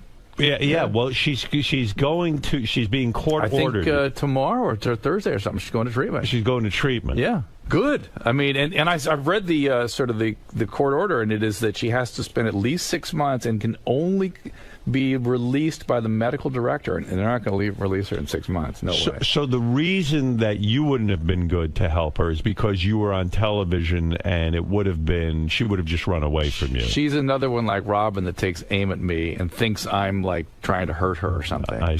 She's like me? Well, oh my goodness. Is she a 34? If you ever think of rekindling our relationship, you got to be careful what you say. I really misstep with Robin every damn time. I can't get it right. I'm like Lindsay Lohan. I can't. I think he means you're too attractive. That's what I meant. That's what I meant. By the way, biggest success story Celebrity Rehab ever had is Dennis Rodman went on there. Now he's an ambassador to North Korea. I mean, look at him. He's soaring to new heights. Wow. What do you make of that? I don't know what to make of that. It scares Should he me. be in North Korea? No. Was it ever determined if he was an addict? He never admitted to any kind of addiction, did he? Well, at the end he did. Well, if you remember, this is the part. There's so many things that were very vivid for me that the world didn't kind of pick up on. I scanned his brain. We did SPECT scans on his head. Yeah. And it showed alcohol damage, like severe alcohol damage. And he had this very strange thing where his temporal lobes weren't functioning and his frontal lobes were hyper-functioning. Wow. The psychiatrist and I had never seen anything like this before. So he can focus on one thing like a maniac, right? But he can't sort of process the nuances of what's going on emotionally with people. Is that interesting? I see. Yeah. So he could and just think, he and the leader of Korea, I know, North Korea, hit it off. They may have the similar profile. Well, so I guess that's what Robin's whole theory on the show is, that look at this stuff that you discovered medically about Dennis Rodman, and then it's out there for the whole world to see. Probably he doesn't realize that could be damaging to him. No, it wouldn't be damaging. Maybe you should be like, wow, that's why that guy can focus on one thing like rebounding. God bless him. And also, he used to read like a maniac and stuff, and he's monomaniacal focus. Right. But also why you shouldn't expect him to really sort of work in group therapy, right? Because he can't pick up on the nuances of what's going on. Because in the room. he said he had no addiction problem. Well, he never really. No, he copped to it by the. He did actually, at the end. He promised. His really interesting thing with Dennis. He said, "You and I will have a relationship, but you're going to have to fight for it." It's like Robin. I have to fight for it. Yeah. Now I'm like Dennis Rodman with temporal lobe problem. And Lindsay Lohan. No, you're way vastly superior. Right. But and lo and behold, he and I had a relationship by the end. We really did. I have great affection for him. What's funny about him is that he said to you, "I'm not going to stop drinking." Well, a lot of people do that. Listen. People want to cast me also, in addition to beating me up for things I try to do. They want me to be the man, like I'm, like I care if people smoke pot or something. I don't give a shit. I hope people enjoy themselves. Right. I'm here for people that can't stop and want help. That's it. The person I never understood on the show was this 𝗦𝗁𝗄𝗏, and she was the girl who Tiger Woods. She was in, and she survived, or she had lost a loved one at 9/11. The reason I didn't understand why she was on Celebrity Rehab. She was addicted to absolutely nothing except for love. It seemed like we were grasping at straws. It seemed a little bit of a reach, but she actually really responded to treatment. I mean, she has now a baby and a husband and stuff, and her relationships were a mess. Right. And she really did some good work, and we sort of constructed her. I mean, understood her as a love addict, and she was getting going with pills and alcohol, make no mistake about it. All right. She didn't make much of that, and she didn't want to really look at that, and so we looked at the primary thing, and motivating that is this interpersonal thing. I see. And lo and behold, once she got better with that, she didn't use drug and alcohol. Look at you. Hey, so you're here promoting, now you've backed off Celebrity Rehab type stuff. Yeah. And you're on HLN, which is Headline News. Yeah. And you're doing a nightly show? Yeah. And what is it? You didn't know that? No. How do I know that? It's right now. It's news. It's HLN, so it's a lot of Nancy Gracie kind of stuff, and so we're doing Jodi Arias 24/7. The other thing I'm doing is a podcast at drdrew.com, and I'm podcasting with Corolla again. And we have the #1 podcast in the country right now. Now I thought Corolla said he had the #1 podcast. Then he and I together beat him. Is it love lines, basically? We don't really. We do it just like you and I are right now. We don't do a lot of calls. It's just not really love line. Really? Yeah. No teenagers calling in about sex? We'll occasionally get 30-somethings calling about whatever, but no, it's just us kind of chatting, just like this. I always felt that you and Adam were very strong together. Yeah. But it was great when you took the calls from teenagers and they would ask these sex questions. I still do Love Line with 𝗦𝗵cie𝘄𝗿𝗋. Remember the guy from you Dancing do? with the Stars? You Yeah. You do that on the radio? Yeah, that's on the radio, yeah. Oh, you do that on the radio? Yeah. You do a podcast with Adam? Yeah. Can you make any money doing a podcast? He does, like crazy. But you don't. If I can hang on to his engine, I might. Right. We'll see. You're seeing where it'll go. If I don't, he'll kick me out. Adam's ruthless. If I'm not producing for his little pirate ship, goodbye. Right. He's a real businessman. He is. It's no fool. And Robin likes that. It's good. Yeah, that's where Robin and I can find common ground. So Dr. Drew, you suspect every giggle. So the Dr. Drew podcast is available on iTunes. Yes. It's the #1 podcast, but Adam hasn't paid you any money yet. No, Adam doesn't pay me. You have to click through an Amazon at my website. That's how they make money. I see. And then they sell ads and stuff, too. So what is that, an hour show? Yeah.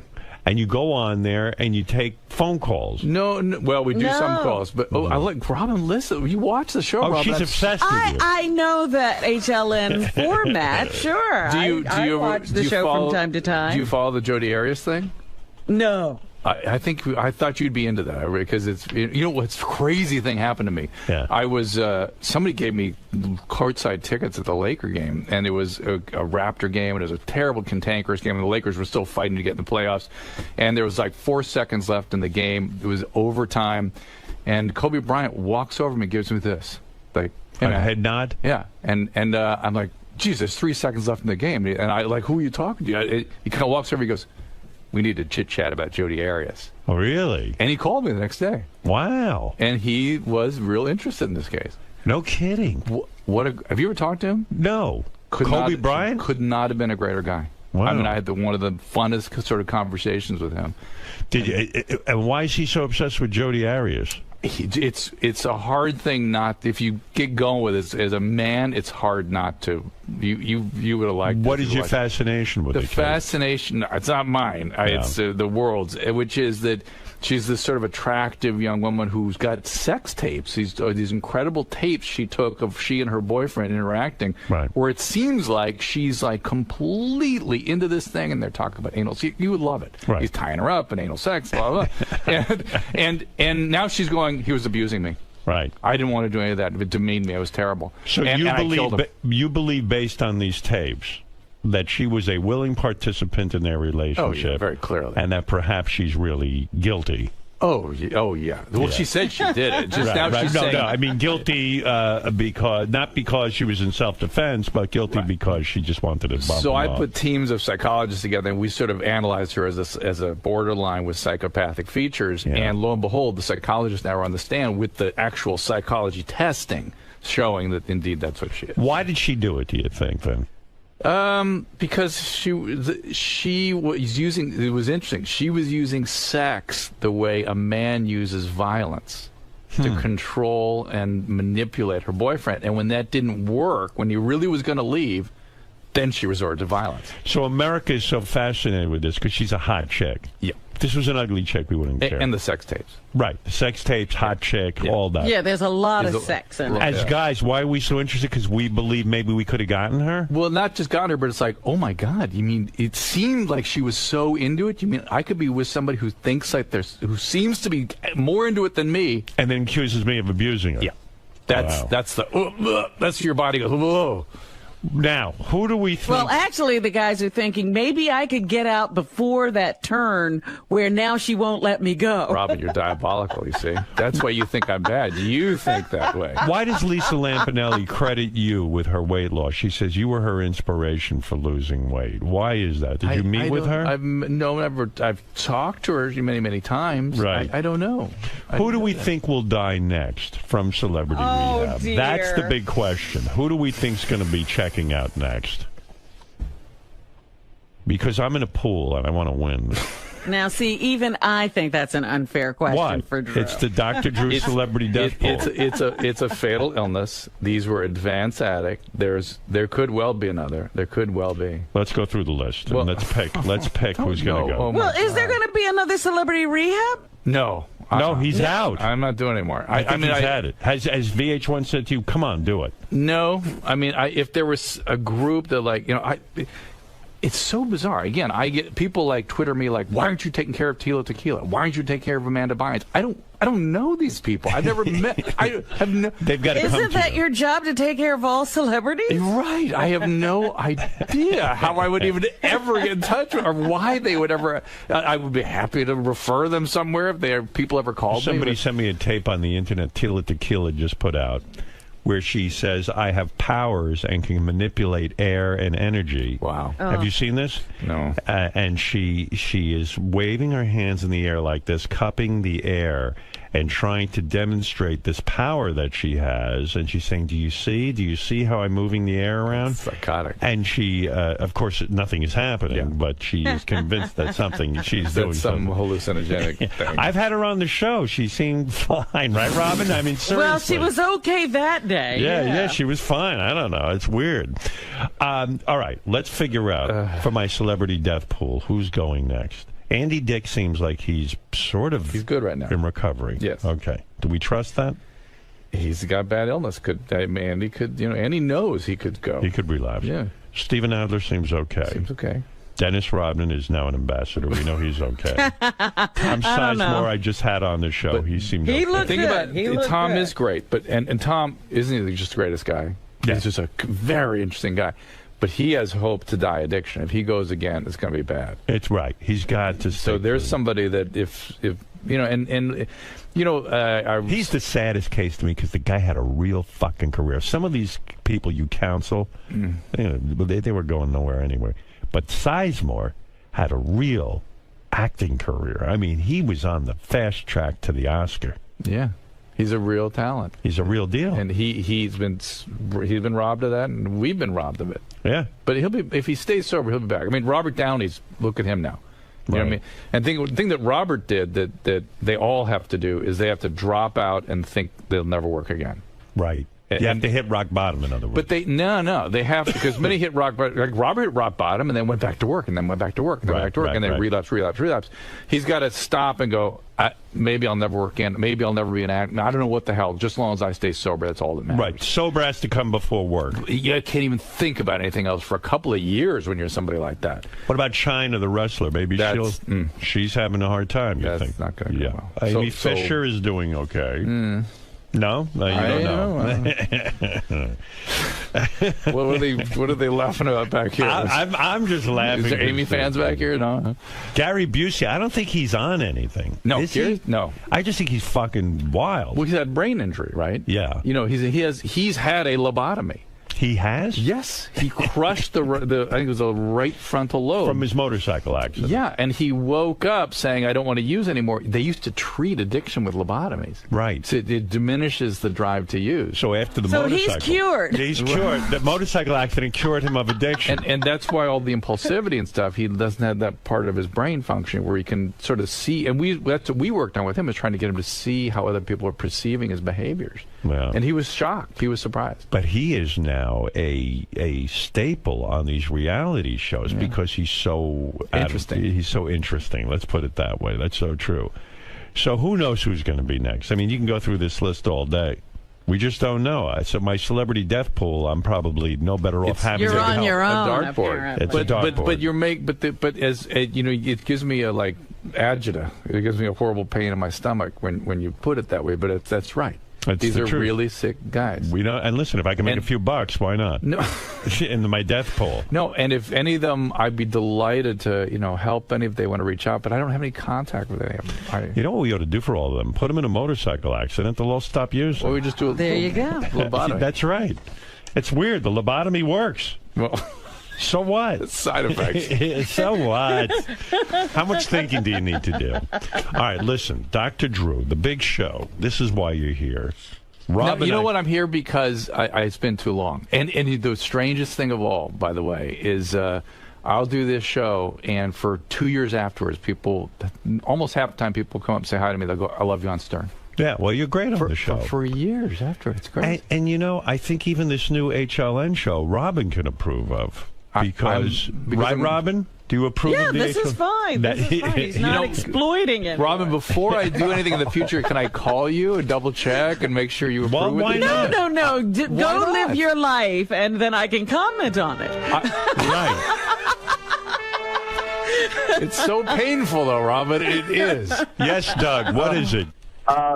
Robin, let me finish my sentence. I know you're going to want to jump in, but you really, I mean, you got to saying it's because you don't know Dr. Drew that you would really pause and say, I don't know he has a good heart because I don't know him. Well, she doesn't know him, she's saying.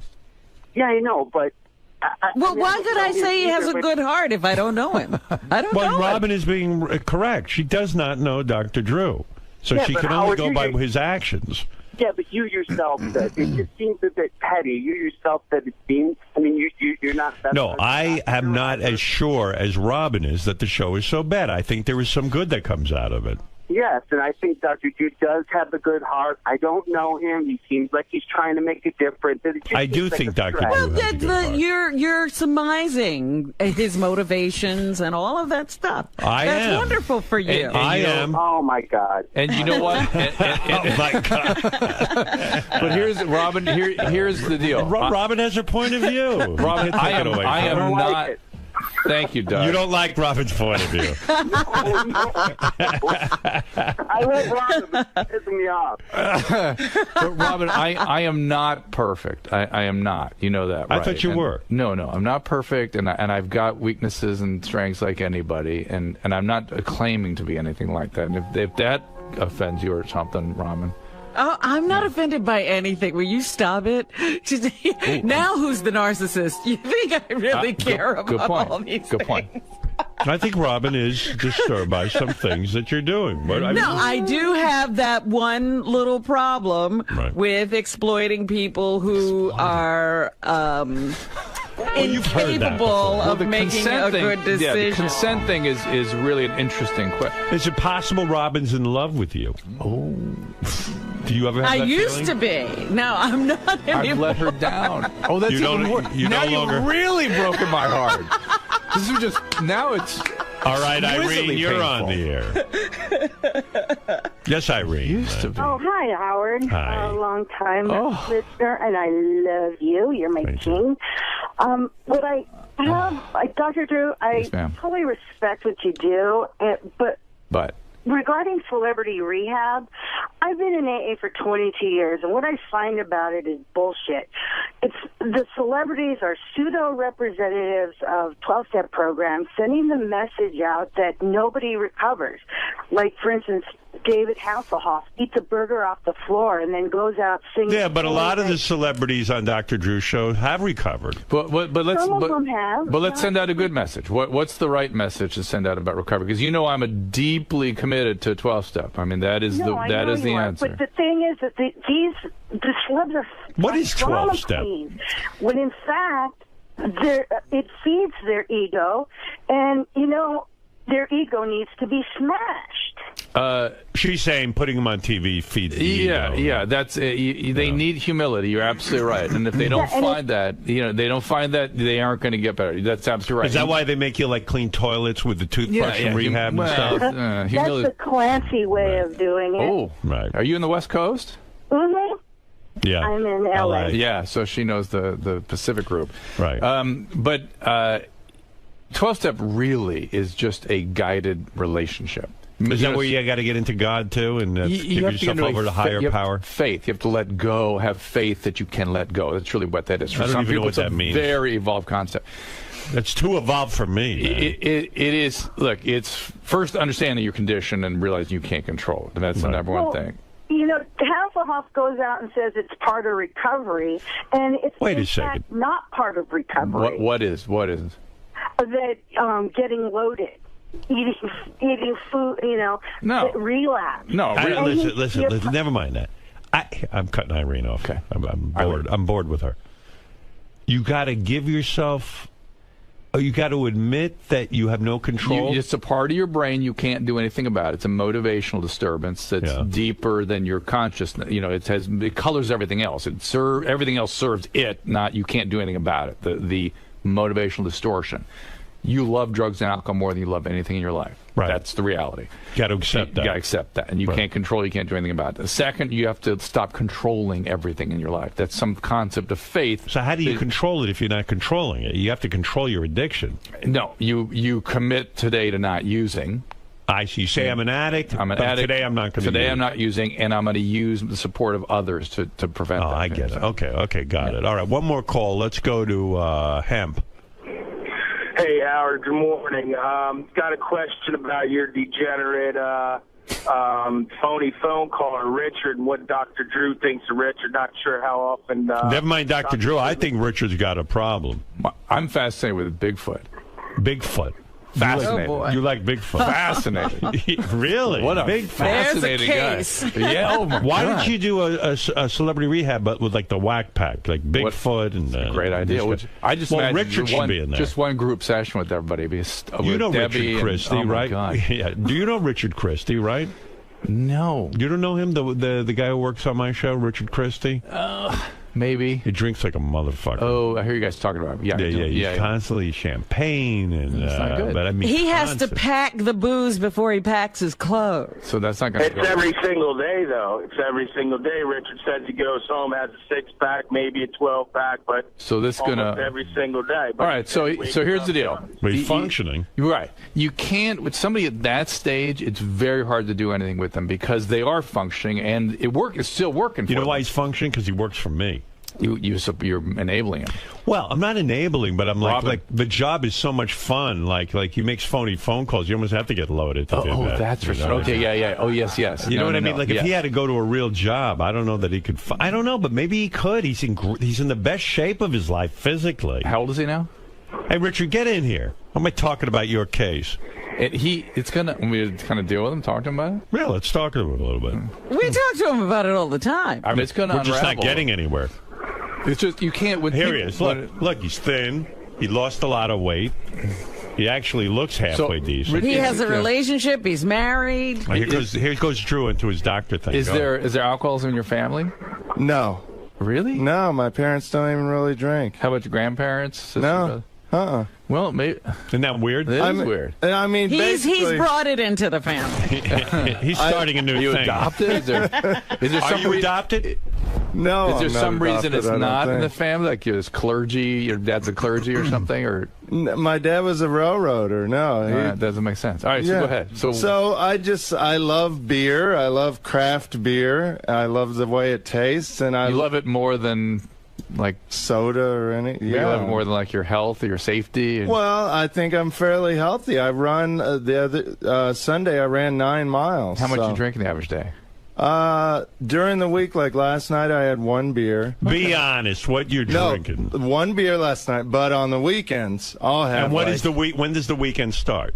Wednesday, Friday night. Oh, Friday night. Okay, Yeah. go ahead. What do you have on the weekends? I'll have probably, I don't know, 10 or 12 beers, like 16 across the entire weekend. No, per probably night. a day. Yeah, it's a lot of alcohol, right? Yeah. And then what about this whole thing when you and your wife get on trains and you pack up like bottles and bottles of champagne and down them? Yeah. Yeah. Do you have consequences from? I mean, do you guys get in trouble? Do you have legal problems? Do you have your doctor tell you to stop? I've peed myself a few times, and they had to put me in a wheelchair coming off a plane one time, going to Bubba's wedding. Right. Goofy things like that. He murdered 44 people. He just doesn't remember it. It's hard to make the firm call on him without the family history, without the genetics there. It's possible still, and maybe it was sort of hidden for years. Maybe the family. I think he's downplaying how much he drinks too. No, during the week you only have 1 beer 10 a or night. 12 on a weekend day is a lot. Did you fall down an escalator drunk? Oh yeah. Yeah. Oh yeah. Backwards. If he's an alcoholic, he would be minimizing, right? That's part of the condition. They deny, they lie, they minimize stuff. So. And the thing is, Dr. Drew, that whenever he's in a social situation, he gets polluted. Yeah, he like not can't just like have social do drinks. you have social anxiety? Is that why you're sort of loading up, or? Maybe a little bit, especially like honestly around Howard. It's Howard's fault. I get a little nervous. Like when are you around me? Well, never really. Exactly. That's why I get nervous. Howard TV has a clip of Richard drunk in a wheelchair. I'm going to show it to Dr. Drew just so you can see the extent. Look, there he is. Where do I go? Oh, there. Here it is. See that? That's him. That's him you in the certainly look like an alcoholic there. You look like you should be in a hospital. Yeah. They had to wheel him out. Richard. It's hard not to call that alcohol. And by the way, you were on a plane, right? That's why they wheeled you out. Yeah. How many drinks did you have on the plane? Quite a few, probably 7 or 8. I don't like to fly. 7 or 8? I think there was a little more than that. Well, he drinks before Howard. You don't realize he gets drunk before Tell the Dr. Drew how much you drank before you got on the plane. Look at him getting into the car. Looks like you have Parkinson's. Well, that's what happens. Yeah. Hey, we were going to Bubba the Love Sponge's wedding. It was fun. He's gone. He's just fucking gone. I mean, don't you feel like Richard's sort of downplaying this? Yeah. Hold on a second. Richard. Yeah. Remember when John and I took the crew out to dinner for Christmas? Oh, that was fun. Yeah. All right, so we went to the steakhouse, like Peter Luger's Steakhouse. Tell everybody what you drank that night. You probably know better than I do. I don't remember. There's a lot of beers. I think he drank like it was at least like 12 beers. It was a lot of wine. In fact, at one point you chugged the last part of the bottle of wine. I mean, I didn't want it to go to waste. And then he called me to tell me something, hung up, and called me back, completely forgetting that he had just called me. Yeah, I mean, come on. Yeah, he has blackouts. Hey, I'm not denying. He's worried about the liability of having somebody like this on his team. Yeah, but I don't drink here. I don't. He brags. Richard brags that there's a place in the city that has it's $25 all the mimosas you can drink, and he brags that he goes there every Sunday and basically puts them out of business. It's actually free mimosas as long as you buy food, so it's like the greatest. I think we're deal have to And they go for the mimosas. Yeah. How many mimosas do you have? I'll probably have about 15 or 20 of them. 15 or 20 mimosas. See, am I denying anything? What's your ethnic heritage? Where are your ancestors from? Kansas. Kansas? Oh, no, I mean, no. he means like your ethnic background. I don't think I ever looked that much into it. Where's your dad's family? Irish. Irish. Okay. Irish and German. German. It's over. It's over. Hey, So that's stereotype. No, that's it's genetics. just the truth. That's just the genetics. And by the way, I believe the genetics of alcoholism is a survivor gene. Really? Yeah, when you really look at where it flourished. From horrible places. Horrible places that were repeatedly assaulted for multiple generations, like Scotland and Ireland. The survivors had this gene. They were wasted. No. They're activated by extreme circumstances. I see. So alcoholics make like great fighter pilots and great shortstops and great extreme situations. Why are so few Jews alcoholics? It's a great question. It's the only time you ever see addiction without alcoholism. It's Jews and ethnic Jews, Ashkenazi Jews, and Han Chinese. Only time. Yeah. And I think probably because so many generations of horrible things that part of it just got burned out somehow. It's like the opposite happened. It is something like back in Egypt. They lived through it. Yeah. Well, probably if we they ate Herosis. I think probably in 2000 BC in Egypt, maybe we would have seen more like the Irish, but it's kept going many thousands more years, and that part's gone now too. You know what's weird about alcoholism too? Like watching Richard drunk like that is funny. Like you can't help but laugh.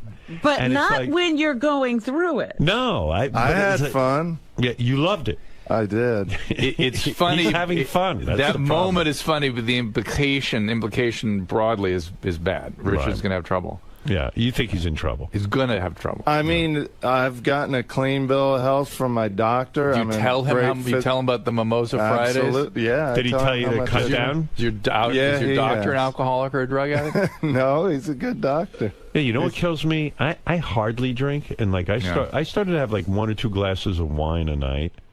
And I went for my yearly physical a couple of years ago, and I showed a slight elevation in the liver area. Very slight. Nothing, you know. My doctor, that's what my doctor said to me. He said, so he goes, have 1 or 2 drinks a week. Yeah. And I was like, 1 or 2 drinks a week? And I started to get upset. And I said, well, if I'm getting upset, that means maybe I'm getting too into this shit. And so now I don't drink. I mean, it's definitely better not to drink. Yeah. I mean, can you imagine I'm that sensitive to alcohol? You weren't on any cholesterol meds, statin, or anything? No. My cholesterol's real low. I don't get it. Yeah, see, I had high blood pressure, high cholesterol. I got gout.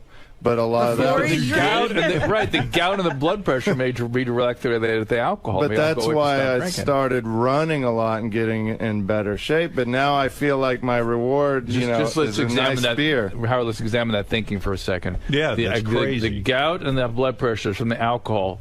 So that's why I started running. Right. Not stop drinking or cut down. That's why I started running. He'll never stop drinking. I'm telling you, this guy's unbelievable. I have one more point to make because somebody just reminded me of this. So the way Richard lost all his weight is he's got this app, and this app tells you how many calories you can have a day.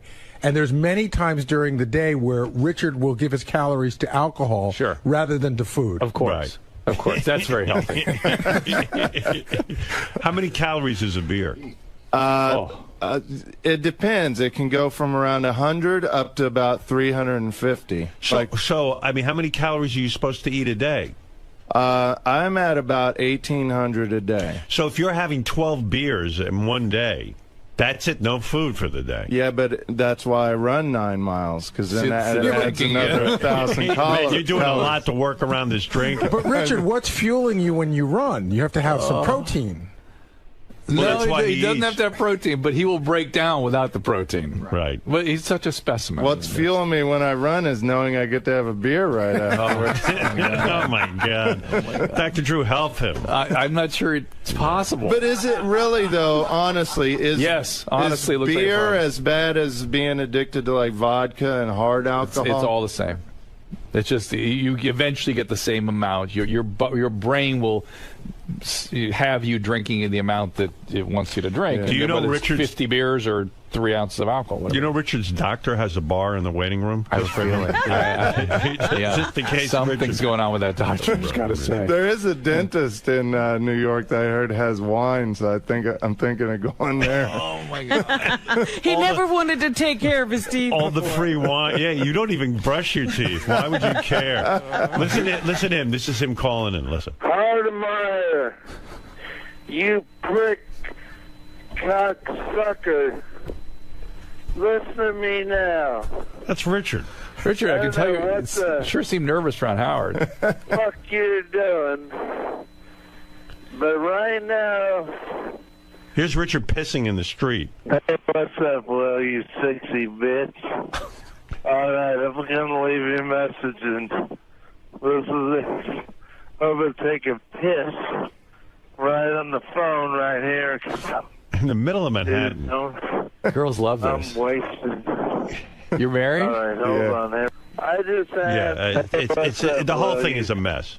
The whole thing. Dr. Drew was laughing.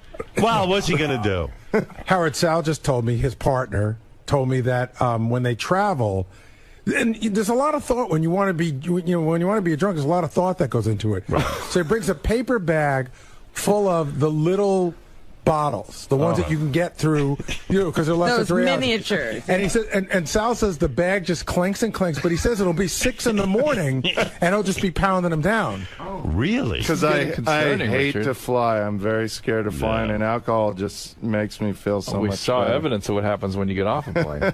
Well, Dr. Drew, you've done him no good. I'm worried. Though. I'm open to discussion, though. I'm not denying that I'm an alcoholic. I'll give you something. You hear that? What? What do you say? He said he's an alcoholic. You're an alcoholic. I've admitted that several times on here. And by the way, this business of, if you admit it, that's half the problem. It's bullshit. Bullshit. Right. You got to do something about it. Richard, stop drinking for a month. Oof. He could get sick. All right. He could have withdrawal, Well, I mean. Be careful. Can you do it? Well, if that's the case, maybe I'll try it a few days at a time or something. He's not doing it. A week. You talk to your doctor maybe before you do it and get, you really be, it's very scary. It is, right? Really, yeah, it's really could go bad. I mean, make sure you take, your nutrition's the first thing to pay attention to, because you can get actually brain damage and nerve damage and stuff. Well, I mean, honestly, I think he has brain damage. I eat super healthy. I think you have brain damage. I heard all about it. It was 12 beers or food. Yeah. That's once in a while. Oh, my God. I probably do have brain damage, but I know you do. It helps with my prank calls and stuff. No, it doesn't. Don't even think that. And go see your doctor, Richard, and have you withdraw for a month. See what happens. I will. Also, the Dr. Drew podcast is available on iTunes. Robin will be watching both and listening to both. I know that. I feel like I've made some inroads with Robin. No, Robin, are we still Again, exactly the same? I didn't want that perception out there that I hated you, because that's not the truth. Yeah, Robin is full of love. She really is. Yeah, I know. I call her my love bug. And think how long you guys have been together. She has to have been, right? She loves me. Right, Robin?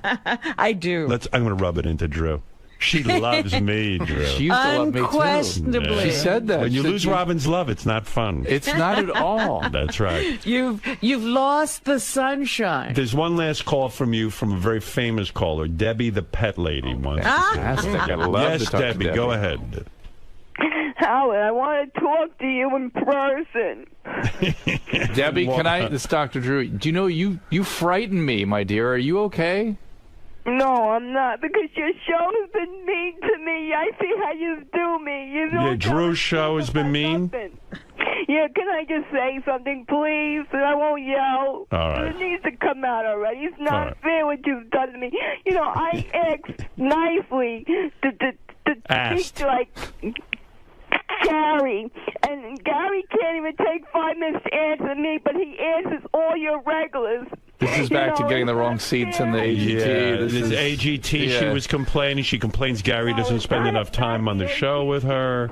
I mean, how does she know what Gary does with the others? She has. Because I see the tweets. I seen Eric's tweet how he's bragging that Gary got hold of him and is going to help him with something on the air for today. But yeah, when I was writing Gary all 3 days in a row at the begging. Debbie, we're not like Dr. Drew, a help center. Answer your regulars, but why are you? I don't answer anybody. Like shit. You treat me like crap, and you don't want to. Well, if that's Gary treating you that way, don't blame Howard. And Gary can't be involved with you. No, we're treating her fine, Howard. I know you are. Night, he wanted to have me locked up and have FBI come to my house and take my kid away, but that's okay. Her kid? Who's taking your kid? Oh yeah, she has a kid. How do you support? John, the reporter, John. Debbie, how do you support your child? Debbie? What do you mean? I mean, what do you do for a living? What do you mean? What do you do for a living? Nobody works. I'm on disability. Yeah. from state. Yeah. And how old's your child? My child's older now. He's 16. 16. Is he getting on okay? Is he going to go to college and stuff? Yeah, he's actually doing very good. He smart. He got good grades. And Debbie, somebody must have advised you to take medication along the way. How come you don't take medication? I think she does. Do you? I was taking. I stopped. Oh, you can tell. Yeah. And all that. You have sort of a bipolar disorder. Is that right?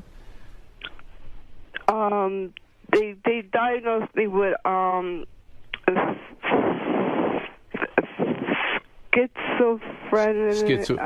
Schizophrenia or schizoaffective. Schizoaffective disorder. Wow, you've got everything. Yeah, and a mood disturbance. And mood. Yeah. Well, listen, Debbie's a character. But no, I'm not. I'm not part of the show no more. Yeah, but Debbie, so maybe it's best you stay away from this show. Yeah, because, you people won't tell the truth to the world anyway. I think people love you, Debbie. I think people love you. We love you, but maybe it's best you stay away from the show. No. Just hear me out one time, all right? I think I've heard you out 1,000,000 times.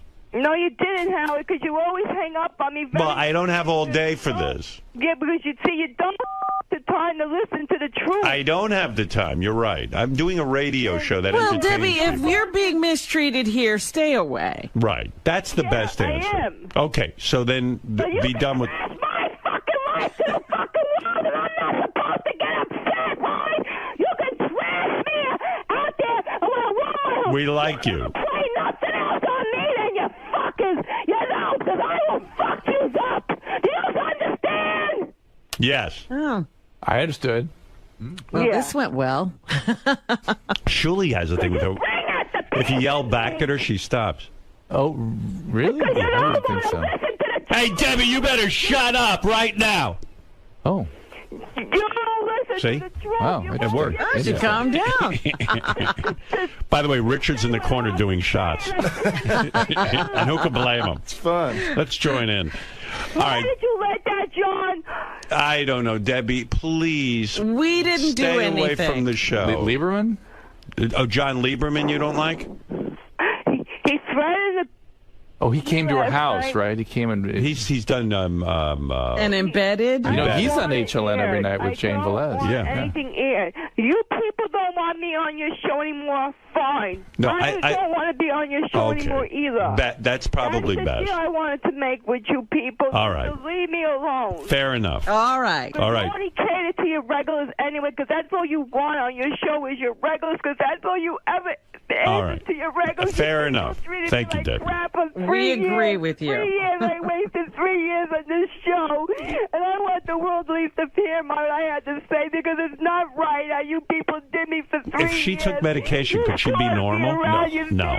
The schizoaffective is a personality disorder. I see. And she, but what would the she'd be- medication do? Not this business. This, Up and down. Yeah. She'd be constant. She'd be better. She'd be narrower range. You know, so you All right. push me to these fucking states and movies. All right, fair enough. You made a good point, and time to move on. You people. Thank you. Probably disability a good thing. I don't imagine her in the workplace. No.